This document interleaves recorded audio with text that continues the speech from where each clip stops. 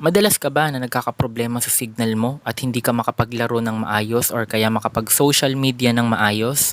Yan yung pag-uusapan natin ngayong araw. Boom. Boom. Boom. Boom. Calling out Mayday. Hello guys, kamusta? Ako to si JFG. At today, ngayong araw, ang pag-uusapan naman natin is paano natin maibuboost yung signal ninyo. And as you can see, makikita nyo sa taas yung signal ko ngayon, naka H plus lang siya, meaning 3G lang yung signal natin. So ayan, nakikita nyo TNT, 3G.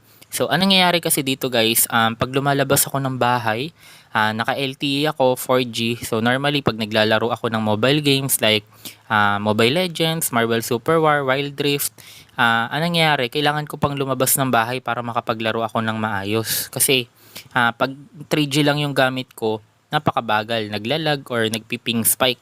Minsan pag nanonood ng YouTube, kahit na 3G lang yung gamit ko, okay naman. Pero may mga time na may gusto kang panoorin talaga na video, ayaw mong mag-antay mag-buff.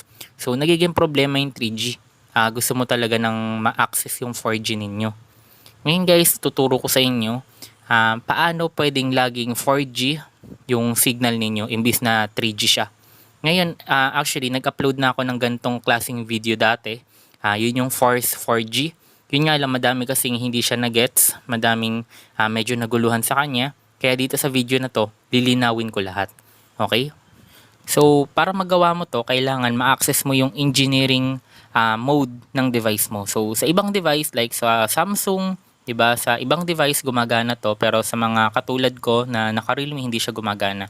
Yun yung asterisk, hashtag asterisk, hashtag 4636, tapos hashtag asterisk, hashtag asterisk. As you can see guys, nakita nyo, wala nangyari. So, parang nawala lang yung mga numbers. So, may mga device na gumagana yung code na yun, tapos lalabas yung engineering mode. Pero sa case ko, walang lumalabas. So, anong gagawin mo para makita mo yung engineering mode? Pag katulad ko, hindi gumagana yung hashtag 4636. So, ang gawin mo, punta ka ng Play Store. Then, ang isearch nyo dito guys, yung Force 4G. So, hanapin nyo lang yan. So, actually, madami kayong makikitang applications dito. So, na-try ko na actually yung ibang application. Yun nga lang, nagfo-force stop siya, tumitigil, or nagahang yung device ko. So, ito lang yung nakita kong legit. And so far, until now, working siya. Hindi ko na kailangan lumabas ng bahay para maglaro. Dahil dito sa Force LTE only. So, ang gawin nyo lang guys, install nyo lang to. So, don't worry guys, legit naman to. Meron siyang 5 million downloads. And meron siyang 4.1 stars. Ngayon tuturo ko sa inyo guys paano to gamitin. So once na na-install nyo na siya, okay? So open nyo lang yan. So Force LTE. So pag in-open nyo to guys, ito yung makikita ninyo. Okay, so sobrang simple lang niya. Meron siyang Force LTE menu, DM meter, options. Pero wag nyo na lang intindihin yung iba para hindi kayo maguluhan. So ang i-click nyo lang dito, yung SIM1, LTE, 3G, 2G settings. Yung advanced settings guys, wag nyo na lang i-click kasi para hindi na kayo maguluhan. Okay? Ang intindihin na lang muna natin yung SIM1, LTE, 3G, 2G settings. So, click nyo lang yan. Tapos, makikita nyo yung menu na to. And normally guys, actually, pag ginawa nyo yung sinasabi ko kanina, yung asterisk hashtag asterisk 4636, sobra. 4636 hashtag asterisk hashtag. Pag ito yung tinype nyo din guys, tapos gumana sa device ninyo, ang lalabas lang din, ito din. So same lang. So i-install mo lang yung application na to pag hindi gumagana sa inyo yung hidden code na tinatype nyo. Okay, so tuloy na natin. So once na inopen nyo to, may makikita kayo dito guys na set preferred network type. So ito. Yan. So may makikita kayo dito WCMDA, GSM, WCMDA only, GSM auto, madaming kung ano-ano. Meron din dito guys yung LTE only. So yan yung hinahanap natin, yung LTE only. So makikita nyo guys sa ngayon, yung signal ko is naka H plus siya. So ang gagawin lang natin guys from WCMDA preferred, pero magkakaiba tayo. Pwedeng sa device ninyo iba din yung nakalagay. na set preferred network type. Pero sa akin kasi nakalagay WCMDA preferred. So ang gagawin natin guys, from ganyan, isa-set natin siya to LTE only. So makikita nyo guys dito sa taas, from 3G, ngayon naging TNT, LTE na siya. So ang maganda dito guys, always LTE na yung signal ko, always 4G na. So every time na maglalaro ako ng games, every time na manonood ako ng YouTube, gusto ko ng mabilis na internet. So reliable talaga yung application na to kasi lagi akong naka 4G.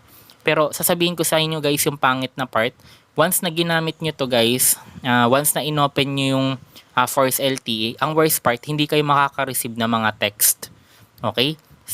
Pero sa case ko naman, sabi kasi ng iba, hindi daw sila nakaka-receive ng text. Pero sa case ko, nakaka-receive naman ako ng text, pero hindi ako nakaka-receive ng mga call. Yun yung nangyayari. Pero yung sa kaibigan ko, hindi siya nakaka-receive ng text, hindi rin siya nakaka-receive ng call. So hindi ko alam kung depende ba sa device bakit nagiging ganon. Pero ang always laging nangyayari, hindi ka makaka-receive ng call. Okay? So pag wala ka namang importanteng ka-text, katulad ko, wala naman akong ka-text, 'di ba? So okay lang na lagi ko 'tong ginagamit. Pero kung ikaw may mga mahalaga kang text na inaantay, 'di ba? So wag mo tong gamitin kasi hindi mo mare-receive yung text. Pero once naman na binalik mo to sa dating settings, yung text na hindi mo na-receive, mare-receive mo pa rin. Okay? So sana maging malinaw siya. Ngayon, Sir JFG, paano ko ibabalik to sa dati? Paano pag hindi ko alam yung tamang settings? Kung sabihin natin guys na hindi mo alam yung dating settings kasi napakadami from WCMDA preferred pababa, sobrang dami. Sabihin natin hindi mo alam kung paano ibalik. So ang gagawin nyo guys, back nyo lang. Then punta kayo ng settings ng device ninyo. Okay? So from settings, ang i-click nyo lang dito, yung SIM card and mobile data. So pag na-click nyo na yan, pindutin nyo lang yung SIM card na ginamit ninyo para i-force 4G. Sa akin, ang ginamit ko yung SIM 1. Then hanapin nyo dito yung preferred network type. Okay, nasa taas siya normally ng APN or access point name. So click nyo lang yan. Then makikita nyo dito guys, wala siyang naka-check. Hindi naka-check yung 4G, 3G, 2G. Hindi naka-check yung 3G, 2G. Hindi rin naka-check yung 2G only. So ngayon guys, ang i-check nyo, yung ginagamit nyo normally. Kung gusto mo lang 3G, 2G, yun yung i-check nyo. Pero ang ginagamit mo normally, yung 4G, 3G, 2G, yun yung ilagay nyo. So ako ang ginagamit ko yung 4G, 3G, 2G. So check natin, lagay natin dyan. Then automatic yung signal ninyo magre-reset. So 4G pa rin ako. Okay, kasi lumabas na ako actually ng bahay. Pero ang maganda dito guys, makikita nyo naka-check na siya. Ngayon pag bumalik tayo dito sa application, okay? So balik tayo sa application. So pag bumalik tayo dun guys sa Force LTE na application, pag kinlik natin siya, okay, back lang natin. Back. Yan. Pag kinlik natin siya, back lang natin guys. SIM 1 LTE. Pag bumalik tayo dyan sa application, makikita nyo, nag-reset siya. Naging LTE UMTS na siya. So, normally guys, ito bumabalik siya kung saan talaga siya default na nakalagay. Ako kasi kanina guys, ang ginawa ko bago mag-site yung video, nilagay ko siya sa WCMDA preferred para ma-demo sa inyo kung what if 3G nakalagay yung data ninyo. Okay? So, dinemo ko sa inyo. Pero normally sa akin, by default, nakalagay siya sa LTE UMTS Auto. Dahil, inayos ko siya sa settings. Okay? So, ayun lang guys. Hopefully, nasagot yung mga tanong ninyo dun sa last video natin. And comment down below pag may other questions ka pa para at least mapag-usapan natin.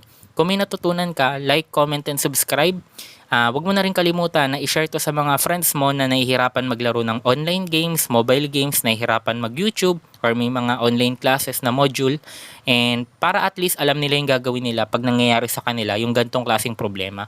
Pero kung ikaw yung kaibigan na ayaw i-share sa kanila, okay lang din naman yun. Para pag naglalaro kayo, naglalag sila. Para pag nanonood sila ng YouTube, nagbabuff yung YouTube. Pag nag-online class sila, 'di ba?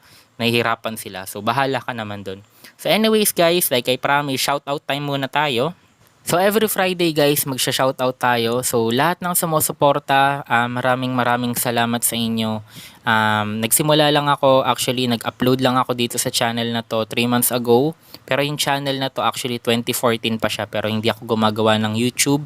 Ngayon lang ako gumawa ng YouTube last 3 months ago. Pero dahil sa inyo, dahil sa walang sawang suporta ninyo, after 3 months nakarating na tayo ng 60,000 subscribers and umabot na rin tayo ng 2.5 million views. So maraming salamat sa inyo guys. Babawi ako sa inyo. As of now wala pa kasi yung pin natin, 'di ba? So wala pa tayong kinikita kay YouTube. Pero once na nakarating na yung income natin from YouTube, magpapag-giveaway na tayo. And ayun lang guys. Featured channel lang natin. Pili tayo ng isa guys.